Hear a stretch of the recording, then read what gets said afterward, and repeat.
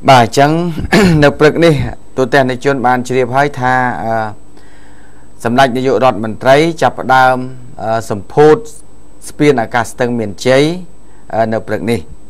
hai phao niên ở trong trung vinh đầm bòn cold spin tầng miền cháy nâng trực bản bật chẳng xong prey mất bao nhiêu này thưa đầm nào tôi tên này chuyên này thưa đầm nào tam phao nung cắt tam nung xong xe sai ai thì ngày năng ạ và chẳng tàu cọ ste hà nâu cái này chấm nói phao để bọt phao trôi một tam pi chặt muối nướng ste chuyển lên lời và chẳng bà hai chị ste trầm mong mình đọp nữa nghe bà mong mình đọp nó cứ chọc ai ai chấm nào cả bán hai tờ lang lên spin đừng lên bán này bà hai xong bà chặn tay thà spin ní cứ chấm nai thà với ca chiêng đọc rầm bay liên $, Sởរដ្ឋអាមេរិកvà 18 គឺបៀស9 លាន$សហរដ្ឋអាមេរិកបានឲ្យចិត្តនឹង19 លាន$តែម្ដងហើយការស្ថាបនាសាងសង់ស្ពានអាកាសស្ទឹងមានជ័យនេះគឺចំណាយពេល20ខែតាមពិតតាមផែនការគឺត្រូវចំណាយពេល28ខែចាប៉ុន្តែឥឡូវនេះគឺ20ខែត្រូវបានចប់សពគ្រូហើយចាប់ដើមសម្ពោធថ្ងៃបាននៃថាធ្វើហើយមុនផែនការស្ពាននេះមានការបត់បែននិងបែងចែកជាខ្នែងជាច្រើនបាទខ្នែងជាច្រើន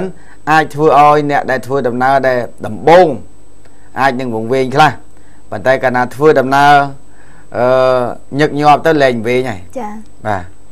អញ្ចឹងនៅក្នុងនេះយើងឃើញថាស្ពាននេះវាបើតាមនិយាយថាផ្លូវដែលផ្លូវមេតែម្ដងគឺមានមួយគឺបានពីផ្លូវ271ពីខាងប៉េរូស៊ីឆ្ពោះទៅខាងប៉េលុកសង់បាទនេះប្លង់មេប៉ុន្តែវាបែកខ្នែងជា5បាទបែកខ្នែងជា5ក្នុងនោះវាស្មើនឹងបែកខ្នែងផ្លូវមេហ្នឹងវាមាន2មួយទៀតគឺបែកជា2បាទបែកជា2គឺមានតូច3ទៀតហើយនឹងស្ពានកោងនោះចំនួនដែលប្រវែង112ម៉ែត្រស្អាតណាស់ចា៎ហើយក្នុងនោះក៏មានស្ពានដែលផ្លូវរូងចូលក្រោមដីបាទហើយស្ពានមួយទៀតបែកជា3ស្ពានតូចបែកជា3ទៅខាងទិសស្ទឹងមានជ័យបាទអញ្ចឹងវារៀងវែងបន្តិចហើយបាទមើលរូបភាពខាងដើមនេះលោកអ្នកបាទអញ្ចឹងបើយើងពិនិត្យមើលស្ពាននេះបានន័យថានៅក្នុងទីក្រុងភ្នំពេញរបស់យើងទើបនឹងចាប់ផ្ដើមមានលើកទី1ទេដែលហៅថាស្ពានអាកាសខ្វែងខ្វាត់មានក្រោមដីមានលើពីលើអាកាសបាទពីលើដីអញ្ចឹងឥឡូវនេះបានមួយហើយយើងទៅមុខទៀតមិនដឹងជាបានកន្លែងណាទៀតយើងចាំមើលទៅព្រោះ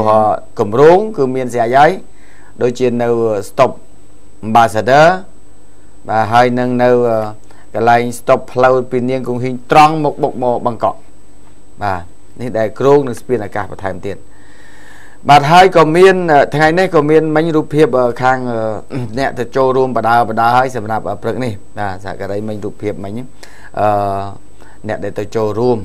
បាទអ្នកទៅចូលរួមនោះគឺបានទៅដល់បដាហើយនឹងកម្មវិធីនឹងចាប់ផ្ដើមនៅពេលដែលសម្ដេចនាយករដ្ឋមន្ត្រីបានទៅដល់បាទនេះដូចជាភ្ញៀវបន្តហើយបាទទៅទស្សនាចប់កម្មវិធីហើយទស្សនាស្ពានទាំងអស់គ្នាតែម្ដងបាទ